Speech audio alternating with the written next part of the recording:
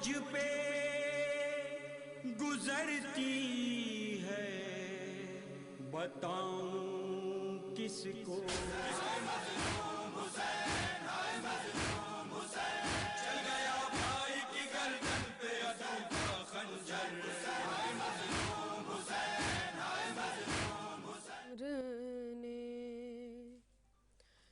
دو قتل ایک خنجر سے کیے ہیں شمر نے، دو قتل ایک خنجر سے، لہو حسین کا پوچھا بہن کی چادر سے، کیے ہیں شمر نے دو قتل ایک خنجر سے، غریب زہرا وہیں روتے روتے مر جاتا، غریب زہرا وہیں روتے روتے مر جاتا، بہن اٹھا کے نہ لاتی جو لاش اکبر سے، کیے ہیں شمر نے دو قتل ایک خنجر سے، اسے اٹھایا ہے بابا کی لاش سے ایسے، اسے اٹھایا ہے بابا کی لاش سے ایسے، کہ پھر سکینہ نہیں سوئی شمر کے ڈر سے، کیے ہیں شمر نے دو قتل ایک خنجر سے، بلایا شام کے زنداں میں جب سکینہ نے، حسین پیاسے پلٹ آئے حوض کوثر سے، کیے ہیں شمر نے دو قتل ایک خنجر سے، بہن کا پردہ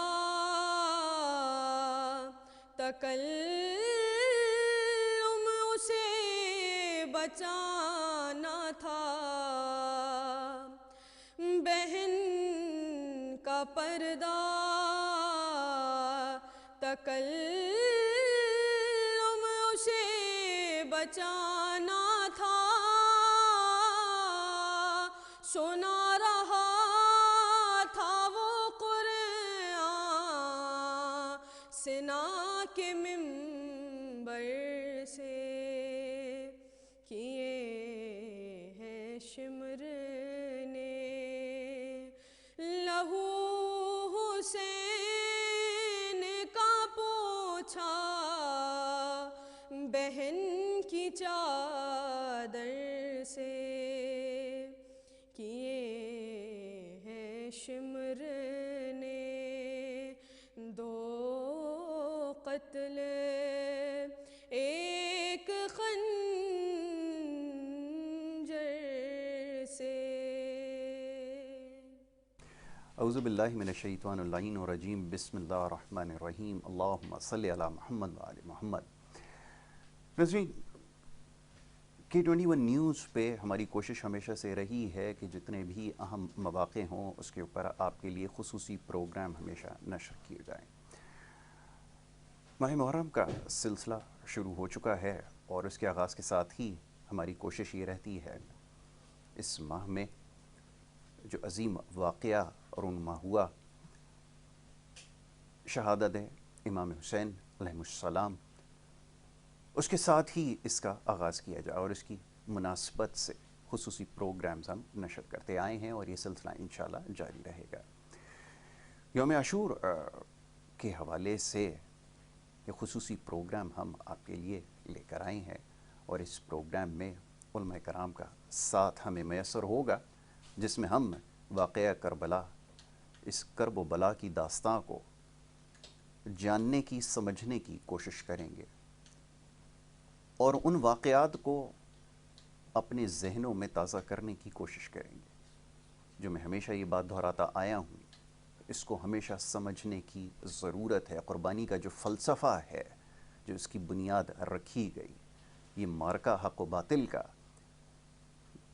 جو تمیز کرتا ہے کہ حق کسے کہتے ہیں، اس کو سمجھنے کا یہ موقع ہمیں میسر آتا ہے۔ ان دنوں میں خاص طور پہ محرم الحرام کے پہلے عشرے میں ہم کوشش کرتے ہیں کہ تمام مجالس کے اندر جتنی محفلیں اس کے لیے رکھی جاتی ہیں، اس میں اس موقع کو زندہ کیا جائے، اس کی یاد کو اپنے ذہنوں میں تازہ رکھا جائے۔ اسی حوالے سے یہ پروگرام ہم آپ کے لیے لے کر آئے ہیں اور جیسے میں نے ابتدائیہ میں تذکرہ کیا ہے کہ علماء کرام کا ساتھ ہمیں میسر آئے گا۔ بڑے ہی خاص مہمان اس نشست میں ہمارے ساتھ ہوں گے جو ہماری رہنمائی فرمائیں گے اور ہم سے سمجھنے کی کوشش کریں گے کہ یہ واقعہ کربلا آخر ہے کیا اور اس سے ہمیں کیا درس ملتا ہے۔ اس سلسلے میں ہماری رہنمائی کریں گے، ہماری بڑی خوش قسمتی ہے کہ معزز مہمان ہمارے ساتھ آج موجود ہیں علامہ سجاد شبیر رضوی صاحب، جو کہ ایک معروف عالم دین ہیں اور آج ہمارے ساتھ اس نشست میں موجود ہیں۔ انہیں میں اس نشست میں خوش آمدید کہوں گا۔ بہت شکریہ، بڑی نوازش علامہ صاحب ہمیں وقت دینے کے لیے۔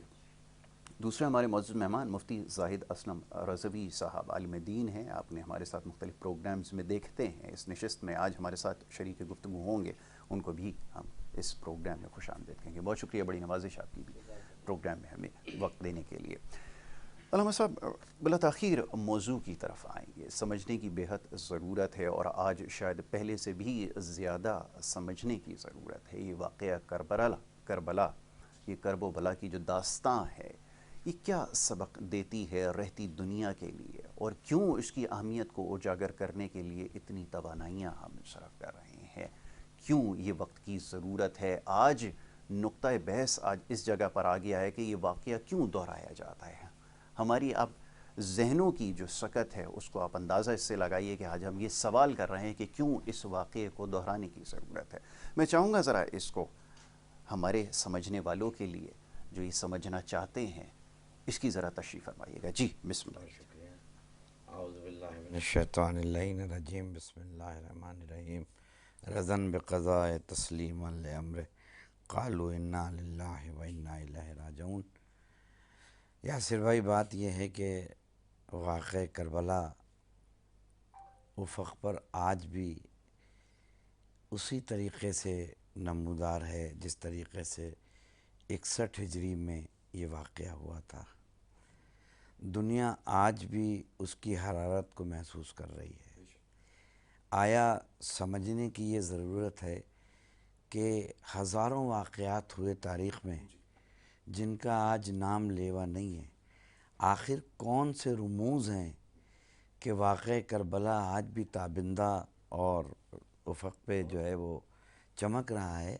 آخر وہ کون سی وجہ ہے کہ انسانوں کو جو ہے امام حسین کی ضرورت پڑ رہی ہے اور ہر سال اسی طریقے سے ہم انہی واقعات کا ریویژن کر رہے ہیں اور اسی غم کی داستان سن کر اپنے قلوب کو جو ہے حرارت دے رہے ہیں، تو یقیناً اس ذکر میں اور اس فلسفے میں کوئی نہ کوئی لاجک تو ہوگی.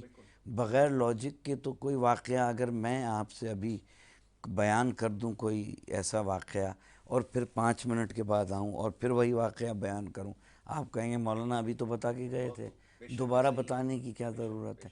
تو یہ 1400 سال سے ہم جو مجالس پڑھ رہے ہیں وہی واقعات کربلا ہیں، وہی مصائب ہیں، وہی فضائل ہیں، مگر دنیا میں دیکھ رہا ہوں کہ اور زیادہ اس طرف جو ہے وہ آتی جا رہی ہے اور متوجہ ہوتی جا رہی ہے. اس کا مطلب یہ ہے کہ یہ ضرورت جو ہے ہماری ہے.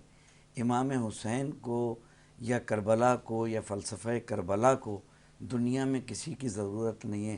بالکل اسی طریقے سے مجھے کہنے کی اجازت دیجیے کہ جس طریقے سے اللہ کو کسی بندے کی عبادت کی ضرورت نہیں ہے، اسی طریقے سے اللہ کے اس بندے حسین کو، جس نے اپنی زندگی کا ایک ایک لمحہ، پہلے آپ دیکھیں تو یہ کہ یاسر بھائی کہ امام حسین علیہ السلام کی ایک آفاقی شخصیت، بے شک وہ ایسی آفاقی شخصیت کہ اس کا تقابل میں کس سے کروں. بہت خوب. یعنی زبان چوسی ہو تو رسول اللہ کی، سبحان اللہ سبحان اللہ، کاندھے پہ سواری کی ہو اللہ تو رسول اللہ کی.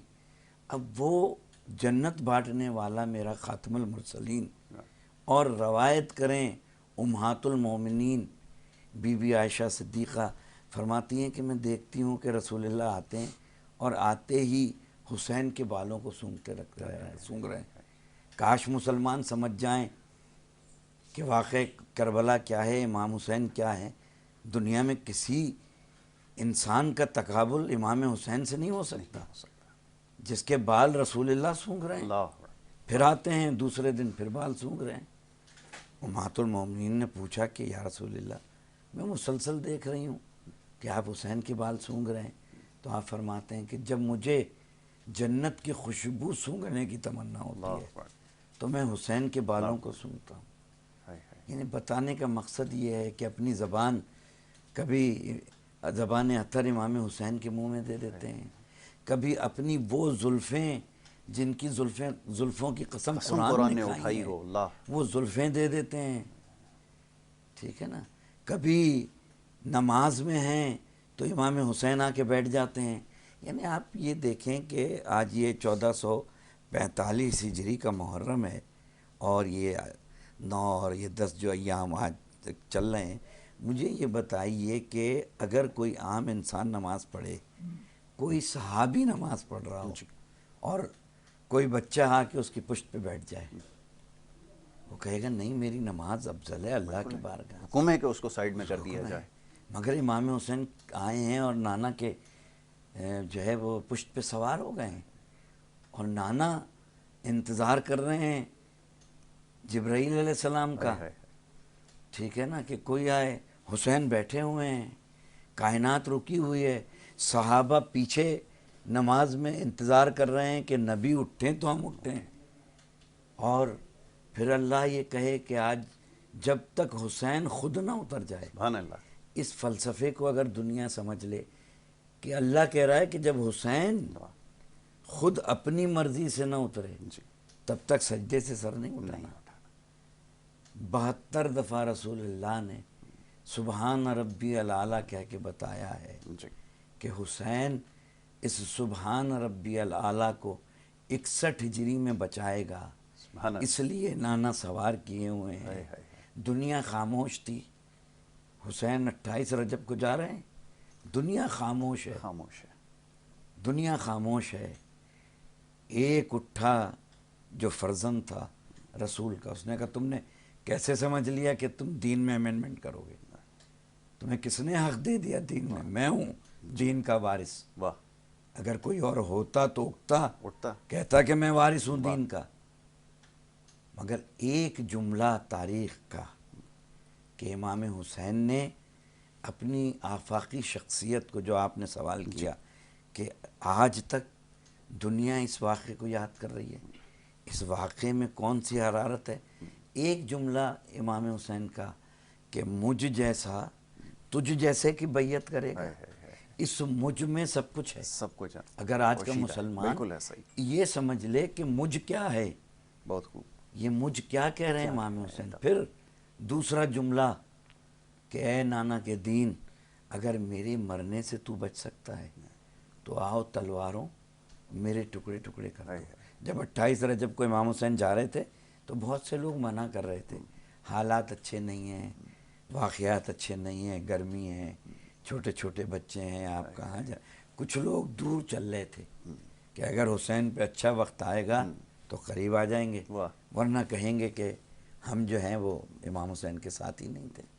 تو امام حسین کا 28 سفر سے لے کے اور آج 1445 ہجری کا سفر, یہ ہمیں تمام عالم اسلام کو یہ پیغام دے رہا ہے کہ اگر چاہتے ہو کہ اسلام کی اصل روح کو سمجھو تو آپ دیکھیں ابھی ذی الحج گزری, پوری قربانی کے جانور ہر جگہ بندھے ہوئے تھے. بالکل ایسے ہی بندھے ہوئے تھے, راستے رکے ہوئے تھے, شامیانے لوگوں نے لگائے ہوئے تھے. پوچھو بھئی کیا ہو گیا؟ کہنے لگے عظیم شخصیت کی قربانی کی یاد منا رہے ہیں. یقیناً راستے رکے ہوئے ہیں, روڈوں پہ جانوروں کو لے کے گھوم رہے ہیں, گلیاں بند ہیں. آج تک کسی مسلمان کو اعتراض نہیں ہوا. خبردار, نہ مجھے اعتراض ہے کہ جناب ابراہیم اور جو فخر ابراہیم ہے, سبحان اللہ, یہ وہ خواب دیکھا تھا, وہ بھی 10 ذی الحج تھی, یہ بھی 10 محرم ہے, وہ بھی قربانی تھی, یہ بھی قربانی ہے. وہ خواب تھا, یہ تعبیر تھی.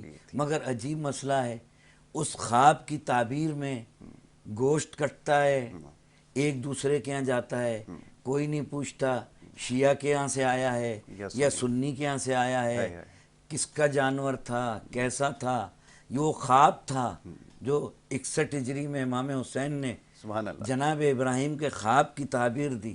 اگر اس کا غم منایا جائے تو آج کا اس سوشل میڈیا کا مسلمان کہتا ہے راستے بند کر دیے, یاد منا رہے ہیں. یعنی فخر ابراہیم پہ اعتراض ہے اور اس پر اعتراض نہیں ہے. اب یہ مائنڈ سیٹ انسان کو ابھی بھی, آپ تو کہہ رہے ہیں ابھی بھی ضرورت ہے کہ امام حسین کی آفاقی شخصیت کو سمجھا جائے. تو یہ تو بہت بعد کا مرحلہ ہے کہ جب یہ قربانی کا جو مفہوم ہے یہ سمجھ میں آئے, وہ جو مصائب ہیں, وہ کیا کرب و بلا کا منظر تھا, وہ تو ذہنوں میں لانا ہی دشوار ہے جب اس چیز کو نہیں سمجھ سکے. اور بڑے افسوس کے ساتھ یہ کہنا پڑتا ہے, جیسے علامہ صاحب نے نشاندہی کی ہے, نہ چاہتے ہوئے یہ بات کہنی پڑتی ہے کہ ہمارے جو اعتراضات ہیں وہ ہم کہاں پر لا کے انہوں نے ہمیں کھڑا کر دیا. اور یہ معاملہ, یہ واقعہ, یہ سلسلہ جڑا کس سے ہے, یہ بھی سمجھ لینے کی ضرورت ہے. شاید ہم یہ آج تک نہیں اخذ کر سکے کہ یہ واقعہ کن سے منسوب ہے اور اس میں قربانی کنہوں نے دی ہے. یہ وہ ہیں جن کے رسول اللہ نے جن کے لیے کہا, یہ اپنی امت کو پیغام دیا کہ میں تمہارے درمیان 2 چیزوں کو چھوڑے جا رہا ہوں, ایک قرآن کریم اور ایک اپنے اہل بیت کو. تو جب اتنی بڑی بات رسول اللہ فرما رہے ہیں, امت سے تقاضا کر رہے ہیں, تو اس کے نتیجے میں جو یہ سوالات اور یہ جو باتیں ہو رہی ہیں, یہ ہمارے لیے سوچنے کا مقام ہے. یقیناً اس کے اوپر گفتگو کی جائے گی. مفتی زاہد اسلم رضوی صاحب کی طرف آؤں گا. مفتی صاحب یہ فرمائیے گا کہ یہ اہمیت جو ہے, جیسے میں نے ابھی تذکرہ کیا کہ یہ حب اہل بیت یہ ایمان کا حصہ ہے, اور ایمان اس کے بغیر نامکمل ہے. میں اس سے زیادہ سادہ الفاظ اور کیا استعمال کر سکتا ہوں. میں چاہوں گا ذرا اس کی تشریح فرما دیجئے. جو سمجھنے والے ہیں, جو سمجھنا چاہتے ہیں, ان کے لیے ذرا یہ معاملہ آسان کیجئے. فرمائیے. اعوذ باللہ من الشیطان الرجیم, بسم اللہ الرحمن الرحیم. انما یرید اللہ لیذہب عنکم الرجس اہل البیت ویطہرکم تطہیرا. علی کے ایک نعرے سے فضا بھی کانپ جاتی ہے. مصیبت میں محبوں کے مقدر جیت جاتے ہیں, اور تمہیں یہ غلط فہمی ہے کہ تم ہم کو مٹا دو گے. ہمارے ہاں تو لاکھوں سے 72 جیت جاتے ہیں. سبحان اللہ. بہت ہی اچھا سوال, بہت ہی اہمیت کا حامل موضوع. میں آپ کے سامنے 2-3 حدیثیں پڑھ کے اس مسئلے کو واضح کرنے کی کوشش کرتا ہوں. پہلے دیکھیے, رب العالمین نے جب اہل بیت اطہار کی شان بیان فرمائی تو فرمائے انما. لفظ انما کلمہ حصر ہوتا ہے, اور اس کے بعد فرمایا یرید اللہ لیذہب عنکم الرجس اہل البیت. اللہ ارادہ فرماتا ہے. کیسا ارادہ؟ کس وقت کا ارادہ؟ جب وقت بھی نہیں تھا تب رب نے ارادہ کیا، یعنی ارادہ قدیمی سے جی ہمیشہ سے رب العالمین نے اس اہل بیت اطہار کو پاک فرمایا. پھر قرآن کہتا ہے وَيُطَّهِرَكُمْ تَطْهِيرًا. تطہیرن را کے اوپر جو دو زبر ہیں نا جی، یہ مبالغہ کے لیے ہیں، یہ تعظیم کے لیے ہیں، یہ عزت اور وقار کو بڑھانے کے لیے ہیں. یعنی اللہ رب العالمین نے ان کو وہ شان، وہ عزت، وہ عظمت عطا فرمائی ہے کہ جسے بیان نہیں کیا جا سکتا. اور یہ جو واقعہ کربلا ہے یہ بہت عظیم قربانیوں کی یاد منانے کے ایک دن ہے. اور سن 61 ہجری کی طرف اگر چلیں ہم تو امام علی مقام امام حسین علیہ السلام کا وہ سفر کہ جب آپ روانہ ہونے لگے تو بہت سارے لوگ حیران بھی تھے، پریشان بھی تھے، تعجب میں بھی تھے کہ آخر یہ کس کے سہارے جا رہے ہیں. تو کہ اپنا علماء کرام نے، مفسرین نے، تاریخ دانوں نے، محدثین نے ان باتوں کو اپنے اپنے کتابوں کے اندر لکھا. میں ذرا تاریخ کربلا بتا دوں. کتاب کا نام ہے البدایہ والنہایہ، اس کی جلد نمبر 5 صفحہ نمبر 660 تا 68، اور الکامل فی التاریخ جلد نمبر 3 صفحہ نمبر 385، اور اس کے علاوہ تاریخ تبری جلد نمبر 3 صفحہ نمبر 66، اور الاکمال فی اسماء الرجال صفحہ نمبر 618 پہ لکھا گیا کہ امام علی مقام امام حسین علیہ السلام چند رفقا، چند دوست، وہ جو 72 کا ہم ہندسہ لوگوں کے سامنے دہراتے ہیں، حق والوں کے سامنے، تو ان کو لے کر آپ روانہ ہوئے. 2 محرم الحرام کو آپ سن 61 ہجری ہے وہاں میدان کربلا میں پہنچ جاتے ہیں. سوال یہ پیدا ہوتا ہے کہ صحابہ کرام منع کرتے رہے. لوگوں کا اعتراض بھی ہے کہ جی صحابہ کرام نے منع کیا تو پھر امام علی مقام کیوں گئے وہاں پر؟ تو اس کا جواب جو لکھا گیا بڑا ہی توجہ طلب اور ایمان افروز ہے. کتاب کا نام ہے ابن اسیر، اس کی جلد نمبر 4 صفحہ نمبر 17، اور اس کے علاوہ کتاب کا نام ہے تاریخ تبری، اس کی جلد نمبر 6 صفحہ نمبر 219، اور اسی طرح کتاب کا نام ہے الاکمال فی اسماء الرجال، اور البدایہ والنہایہ جلد نمبر 3 صفحہ نمبر 163. اب روکنے والوں نے یہ کہا کہ یا امام آپ نہ جائیں. انہوں نے امام حسن علیہ السلام کے ساتھ جو کیا وہ بھی آپ کے سامنے ہے، آپ کے بابا جان کے ساتھ جو کیا وہ بھی آپ کے سامنے ہیں. لیکن امام علی مقام نے فرمایا کہ مجھے جانا ہے. وجہ پوچھی تو جواب دیا کہ انی رأیت الرؤیا. آپ فرماتے ہیں میں نے خواب دیکھا اور اس خواب میں میں نے اپنے نانا جان کو دیکھا اور میرے نانا جان سے میرا کچھ مکالمہ ہوا. آپ فرماتے ہیں کہ آج تک میں نے کسی کو وہ مکالمہ بیان نہیں کیا اور نہ ہی میں کرنا چاہتا ہوں حتیٰ کہ میں خالق حقیقی سے جا ملوں. اے امام آخر وجہ کیا ہے؟ صحابہ منع کر رہے ہیں، امام جا رہے ہیں. اس کا عشق والوں نے ان کتابوں کے اندر لکھا، جواب دیا. فرماتے ہیں کہ صحابہ کا روکنا اظہار محبت، اظہار ہمدردی کے لیے تھا، اور امام علی مقام امام حسین علیہ السلام کا میدان کربلا کی طرف جانا اس بات کی طرف واضح دلیل اور واضح اشارہ تھا. آپ فرمانا چاہتے تھے کہ میں نے نانا کے دین کو پہچانا ہے اور محمد عربی کے غلاموں کو دین سکھانا ہے اور ان تک قرآن پہنچانا ہے. اور کیسے امام، کیسی محبت، کون حسین؟ وہ امام علی مقام. وان ابی ہریرہ رضی اللہ تعالیٰ عنہ قال کنا نصلی مع رسول اللہ العشاء. آپ فرماتے ہیں کہ ہم نماز عشاء پڑھ رہے تھے. یہ روایت آپ نے سنی ہوگی، لیکن میں دوسرے انداز میں آپ کو ایک نقطہ دینا چاہوں گا. وہ نقطہ یہ آپ فرماتے ہیں کہ فَإِذَا سَجَدَ راکب الحسین، جب امام علی مقام نے سجدہ کیا نا، جب میرے آقا نے سجدہ کیا تو امام علی مقام میرے آقا کی پشت پر سوار ہو گئے.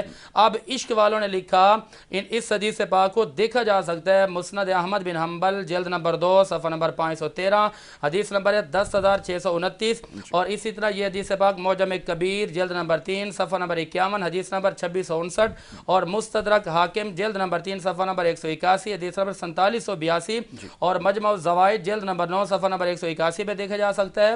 اور اسی طرح اسی بات کو امام ذہبی نے سیر و اعلام النبلاء اس کی جلد نمبر 3 صفحہ 256 پہ کوٹ کیا. اور اس کے علاوہ کتاب کا نام ہے تہذیب التہذیب، اس کی جلد نمبر 2 صفحہ نمبر 258، اور امام شوکانی نیل الاوتار جلد 2 صفحہ نمبر 124 پہ اس بات کو لکھتے ہیں.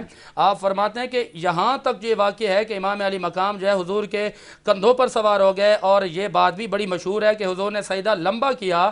وجہ کیا تھی؟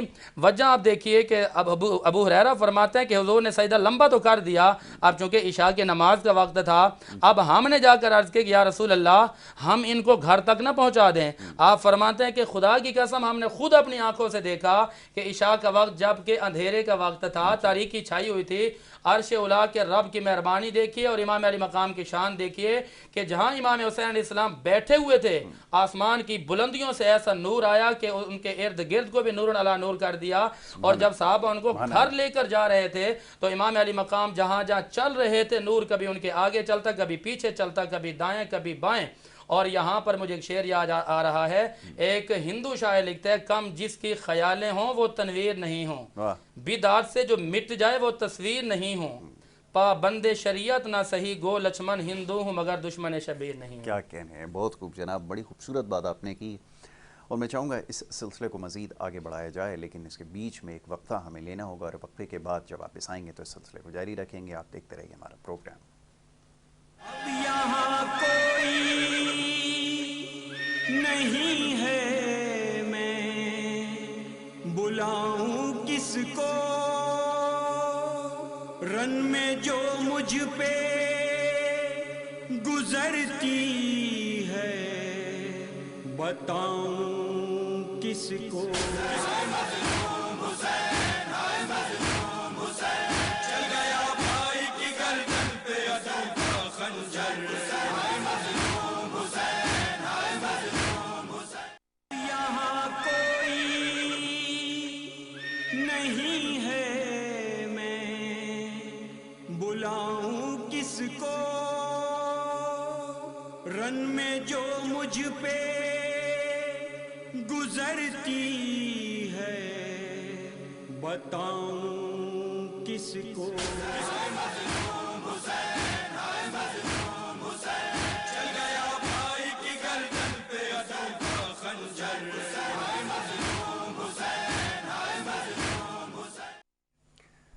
پروگرام کے سلسلے کو ایک دفعہ پھر جاری رکھیں گے، اور وقفے پہ جانے سے قبل گفتگو کا سلسلہ جاری تھا۔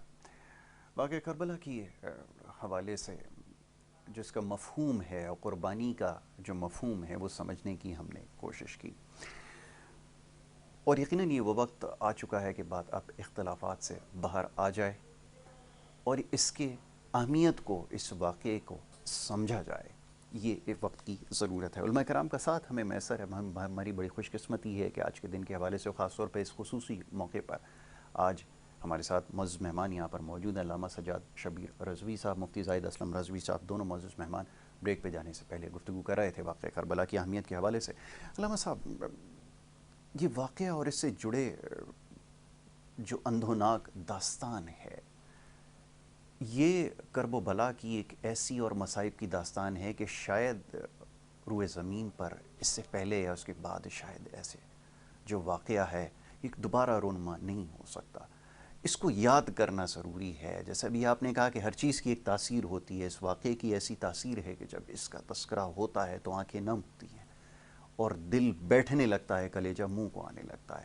تو ہم یہ سوچنے پہ مجبور ہوتے ہیں کہ جب یہ واقعہ رونما ہوگا تو اس وقت کیا حالات ہوں گے۔ آج ہم یہ داستان سنتے ہی آنکھوں سے آنسو کی جو لڑی ہے وہ جاری ہو جاتی ہے۔ ذرا فرمائیے گا، کیونکہ آج کے دن کے مناسبت سے اس کو زندہ رکھنا بہت ضروری ہے۔ فرمائیے۔ یاسر بھائی، آپ یہ دیکھیں کہ امام حسین علیہ السلام کے بچے 3 دن کے بھوکے پیاسے، اور شب عاشور جسے ہم کہتے ہیں، دنیا کہتی ہے کہ حضرت عباس کو بھیج کے اور 1 دن کی مہلت، امام حسین نے 1 دن کی مہلت ان کو دی تھی۔ واہ، بہت خوب، بہت خوب۔ اور حمید ابن مسلم کہتا ہے کہ میں پوری رات جو ہے خیمہ حسینی سے قرآن مجید کی تلاوت کی آوازیں سن رہا تھا۔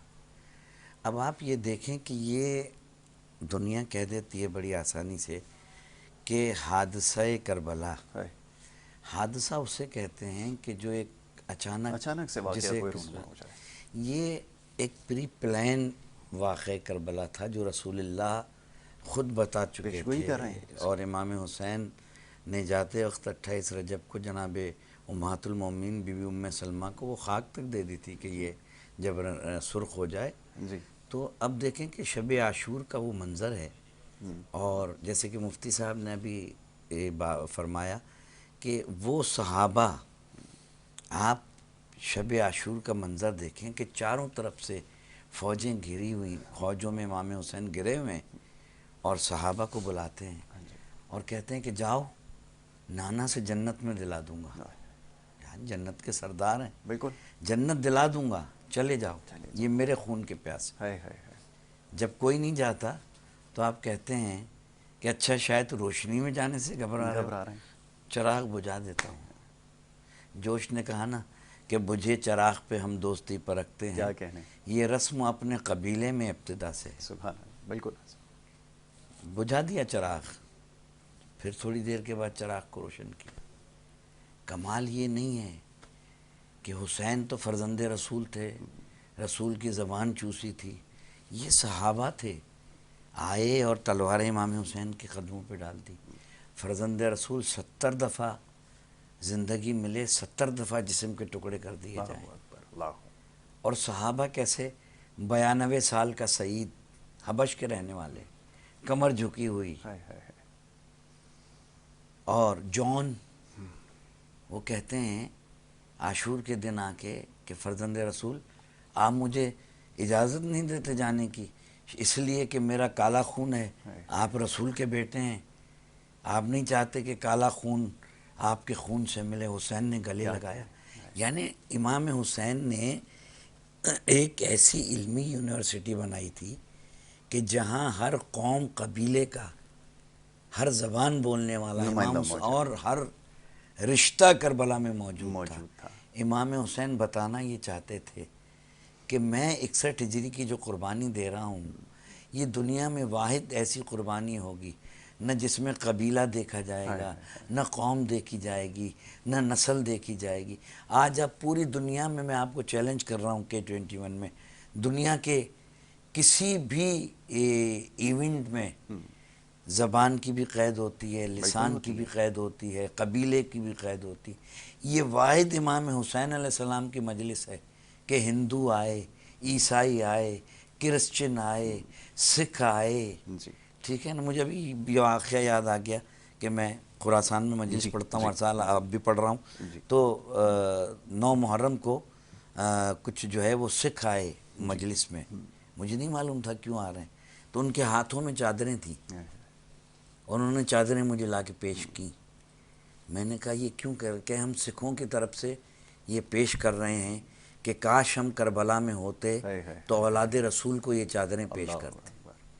یعنی مقصد یہ ہے کہ امام حسین نے صحابہ کا امتحان لیا، اور اتنے ثابت قدم صحابہ، اور جب جناب زینب نے دیکھا کہ چاروں طرف سے فوجیں گھیر رہی ہیں، امام حسین سے فرماتی ہیں کہ بھیا سب چاروں طرف سے ہم گھر چکے ہیں، اپنے کسی کو بلاؤ، دوست کو۔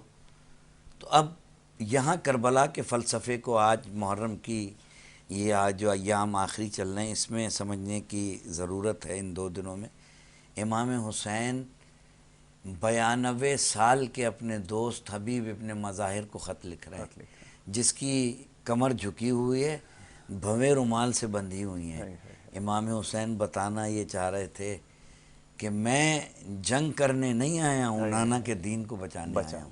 اور پھر لکھتے ہیں اے مرد فقی حبیب ابن مظاہر، میں چاروں طرف سے فوجوں میں پھنس گیا ہوں، اور میرے ساتھ محمد کی بیٹیاں بھی ہیں، اگر آ سکتے ہو تو میری مدد کو آ جاؤ۔ یعنی میں بتانا یہ چاہ رہا ہوں K21 نیوز کو دیکھنے والوں کو آپ کی توسط سے کہ کوئی کسی مصیبت میں ہوتا ہے تو کسی طاقتور انسان کو بلایا جاتا ہے۔ یہ 92 سال کا بوڑھا حبیب جو چل بھی نہیں سک رہا، کمر بھی جھکی ہوئی ہے، اب بھی تو دنیا سمجھے کہ تاریخ کا وہ بے شرم مورخ یہ لکھے کہ کربلا میں 2 شہزادوں کی جنگ تھی۔ یہ کیسی جنگ تھی کہ جو یہ کہہ رہا ہو امام حسین کے چہرے اقدس پہ چھڑی مار کے کہ کوئی وحی نہیں آئی تھی، یہ سب بنی ہاشم کا ڈھونگ تھا، وہ منکر ختم نبوت تھا، وہ منکر قرآن تھا۔ آج دنیا اس دور میں کہہ رہی ہے کہ 2 شہزادوں کی جنگ تھی، ایک طرف ظالم تھا، ایک طرف کائنات کا مظلوم تھا، اور پھر امام حسین علیہ السلام کی وہ عاشور کا دن دیکھیں، صبح سے کبھی جون کا لاشا اٹھاتے ہیں، کبھی اون و محمد کا لاشا اٹھاتے ہیں، کبھی قاسم کی لاش کے ٹکڑے ابا کے دامن میں جمع کرتے ہیں، کبھی اپنے 32 سال کے کڑیل جوان بھائی کا لاشا اٹھاتے ہیں۔ اور وہ وقت یاسر بھائی کتنا عجیب تھا کہ جب 18 سال کے کڑیل جوان علی اکبر کو امام حسین نے یہ جملے کہے کہ پروردگار گواہ رہنا، میں اب اس کو بھیج رہا ہوں جو صورت میں، سیرت میں، کردار میں میرے نانا کی شبیہ تھا۔ جب مجھے نانا یاد آتے تھے تو میں اکبر کو دیکھا کرتا تھا۔ جناب علی اکبر کا نام علی اوسط تھا، مگر خوبصورت اتنے تھے کہ جب کوئی بھی دیکھتا تھا تو اس کے منہ سے نکلتا تھا اللہ اکبر۔ تو شاعر نے کہا نا، کیسے نہ ہو اذان پیاری حسین کو، ہے ابتدا اذان کی اکبر کے نام سے۔ اکبر کے نام سے۔ تو یعنی امام حسین 18 سال کے کڑیل جوان کو، ضعیف باپ ہے، جوان بیٹے کو سوار کرا رہے ہیں، اور پھر جب جوان بیٹے نے کیا کہنے حسین کے، اے فخر ابراہیم، کہ جب جوان بیٹا آواز دے رہا ہے، راوی کہتا ہے، ابن نما کہتا ہے کہ جب حسین کو آواز دی علی اکبر نے کہ بابا میرا آخری سلام، امام حسین کس طریقے سے اپنے بیٹے کے لاشے پہ پہنچے ہیں، کبھی اٹھتے ہیں، کبھی گرتے ہیں، گھٹنیوں کے بل چلتے ہوئے آواز دے رہے ہیں اکبر مجھے کچھ نظر نہیں آ رہا۔ یعنی عظیم قربانیاں ہیں۔ مگر یہاں میں یہ جملے ضرور کہوں گا کہ عصر عاشور تک امام حسین نے کربلا کو زندہ رکھا، اور عصر عاشور کے بعد عالمہ غیر معلمہ جناب بی بی زینب سلام اللہ علیہا نے وہ کردار ادا کیا ہے کہ اگر بی بی زینب نہ ہوتی تو آج کربلا زندہ نہیں ہوتی۔ بی بی زینب نے رہتی دنیا تک خواتین کو وہ کردار پیش کیا ہے کہ دیکھو ہاتھ پسے گردن بندھے ہوئے ہیں، بالوں سے چہرہ چھپا ہوا ہے، پھر بھی نانا کے دین کی تشریح ترویج کر کے ہم دنیا کو بتا رہے ہیں۔ اور خدا کی قسم یاسر بھائی، اس وقت جناب زینب نے یزید کی، میں تو کئی بار جب دیکھتا ہوں، جب جاتا ہوں کربلا میں، اور جب میں یزید کے اس محل کو دیکھتا ہوں تو میں دیکھتا ہوں کہ اب بھی دنیا ملوکیت اور امامت کو نہیں سمجھی، کہ آج یزید کے محل کو ٹکٹ لے کے دنیا دیکھ رہی ہوتی ہے اور حسین کے روزے پہ بھیک مانگ رہی ہوتی ہے زندگی کی۔ کیا کہنے۔ جناب زینب نے ایک جملہ کہا تھا بس، جب اس کو کچھ سمجھ میں نہیں آیا، بوکھلا گیا، کہنے لگا اذان دو بغیر وقت کے۔ یہ ملوکیت کا مزاج ہوتا ہے، مزاج ہوتا ہے۔ جیسے ہی محمد رسول اللہ آیا، شہزادی نے کہا رک جاؤ، بتاؤ یہ تیرے نانا تھے یا میرے نانا تھے؟ بس اس جملے نے یزید کو قیامت تک فنا کر دیا۔ جناب زینب نے بتا دیا کہ تم کون ہو اور ہم کون۔ یہ ہے کربلا، یہ ہے قربانی، یہ ہے عیسیٰ۔ مفہوم اس کا کیا کہنے۔ اب وقت کی کمی میرے پاس ہے، اور یہ واقعہ ایسا ہے جو تا قیامت جاری رہے گا۔ میں اس وقت زحمت دوں گا جناب مفتی زاہد اسلم رضوی صاحب کو کہ اس میں مزید کہ جو واقعہ کربلا ہے، جیسے ابھی علامہ صاحب نے بڑے جامع انداز میں سمندر کو کوزے میں جو ہے سمیٹ دیا، تو یہ سلسلہ میں چاہوں گا تھوڑا سا اور آگے بڑھایا جائے، کیونکہ وقت کی کمی کی وجہ سے بہت سارے معاملات ہیں جو شاید اس وقت زیر بحث نہ آ سکیں۔ جی بسم اللہ الرحمن الرحیم۔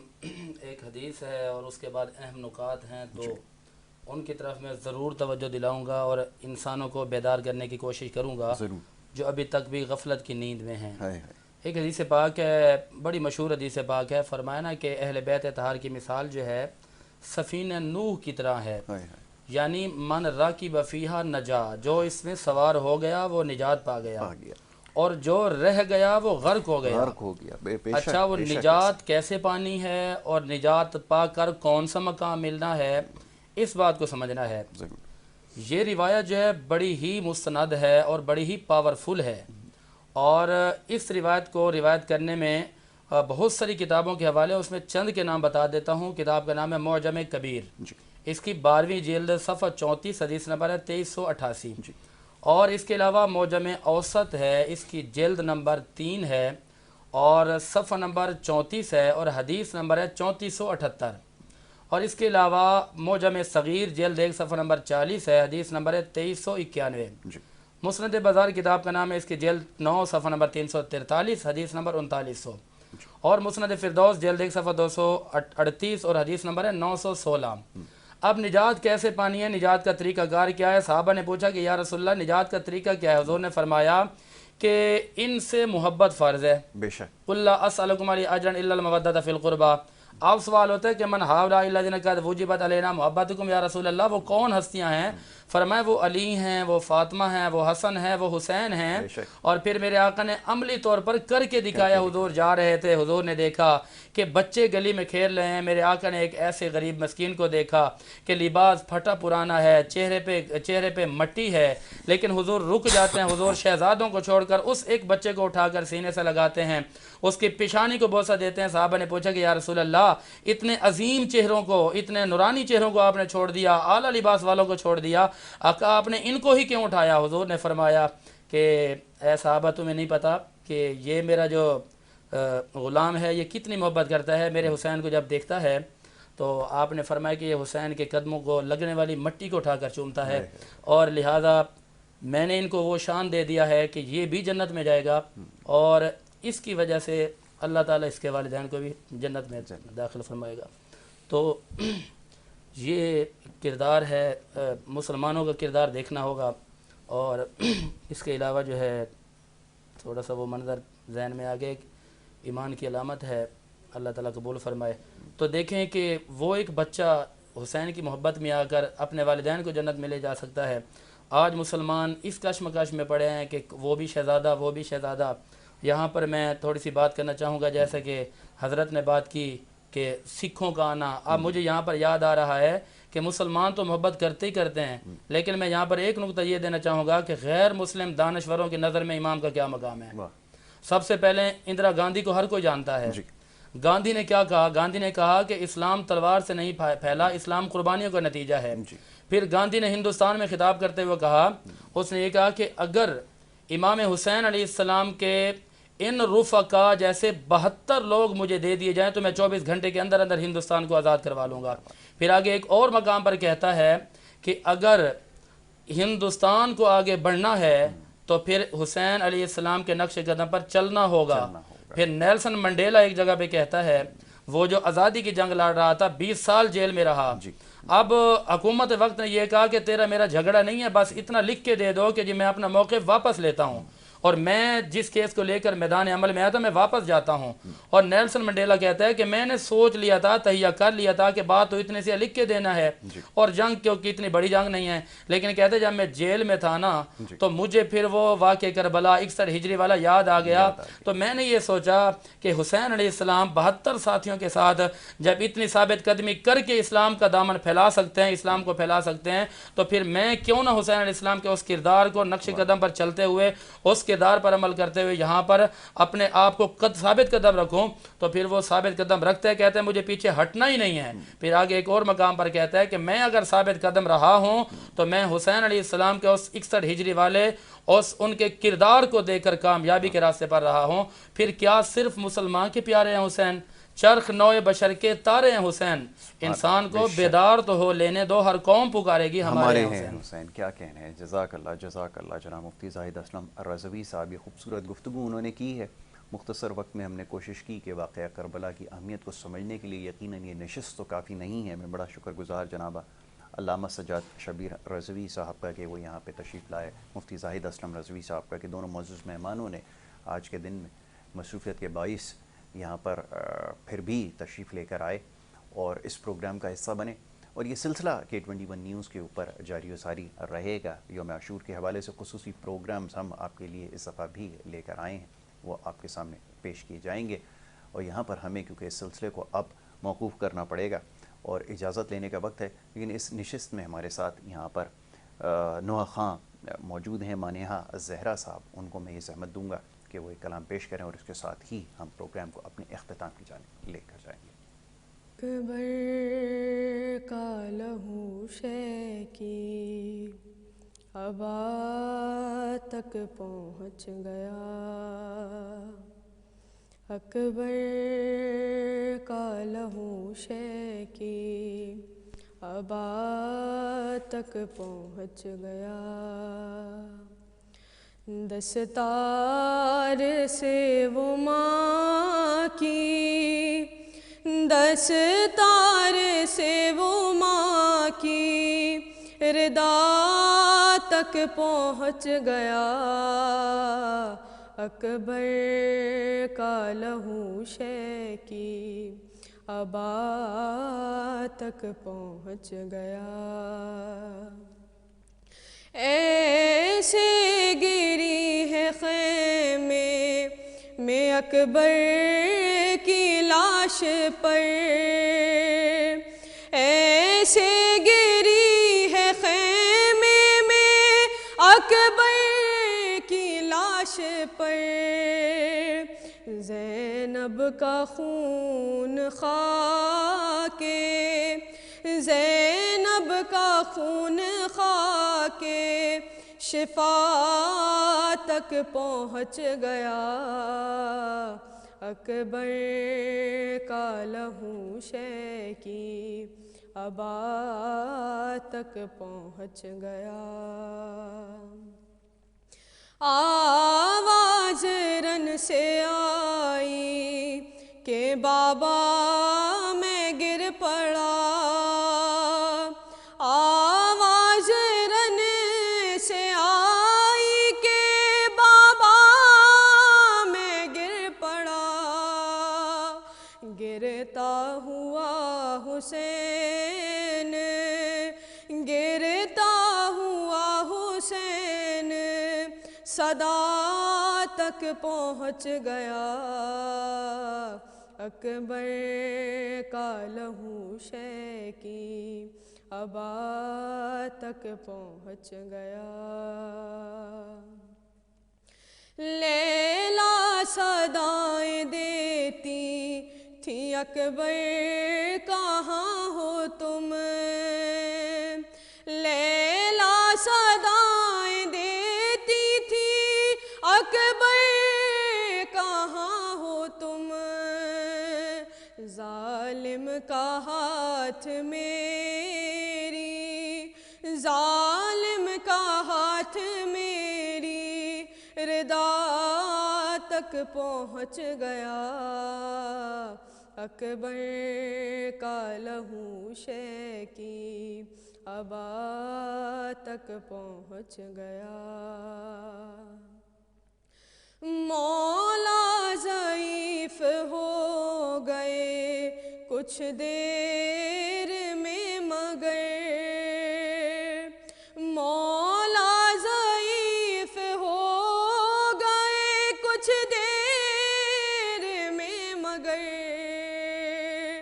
اکبر کا لاشا لے، اکبر کا لاشا لے ابا تک پہنچ گیا، اکبر کا لہو شے کی ابا تک پہنچ گیا،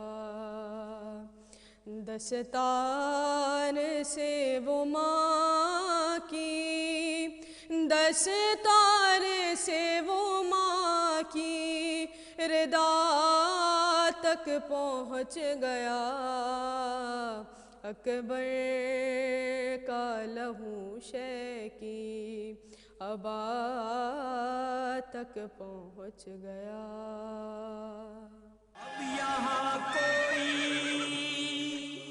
نہیں ہے، میں بلاؤں کس کو، رن میں جو مجھ پہ گزرتی ہے بتاؤں کس کو،